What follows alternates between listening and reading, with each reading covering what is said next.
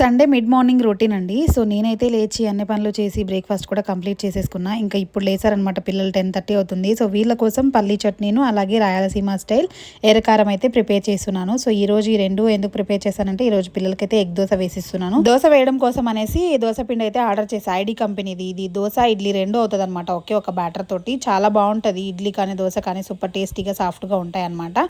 So వీళ్ళకైతే egg dosa వేసిస్తున్నాను. So ఇది వచ్చేసి కడప స్టైల్, కడప ఎర్రకారం దోశలు అనమాట. సో మీరు ఎప్పుడైనా ట్రై చేశారా? ఒకసారి ట్రై చేయండి. డెఫినెట్లీ చాలా అంటే చాలా టేస్టీగా ఉంటుంది. సో ఇలా పిల్లలకైతే కారం దోశలు అయితే వేసి ఇచ్చేసాను అనమాట, ఎగ్ వేసి. మా పిల్లలిద్దరికి ఈ ఎగ్ దోశ అంటే చాలా ఇష్టం అనమాట. సో ఒక దోశ ఫినిష్ అవ్వగానే మరో దోశ కావాలని చెప్పారు. సో ఇద్దరు ఫుల్ ఒక్కొక్క దోశలు అయితే తినలేరు. అందుకనేసి వాళ్ళ కోసం సపరేట్ గా మరో దోశ అయితే వేసేసి దాంట్లో హాఫ్ కట్ చేసి ఇద్దరికి షేర్ చేసా. మా హస్బెండ్ కూడా రెడీ అయ్యి వచ్చేసారు. ఆయన కూడా 2 ఎగ్ దోశలు అయితే వేసి పిల్లలు టీవీ చూస్తూ తింటున్నారు. సండే కదా, ఆఫ్టర్నూన్ లంచ్ లో స్పెషల్ ఏంటో నెక్స్ట్ వీడియోలో షేర్ చేస్తా. Thank you for watching.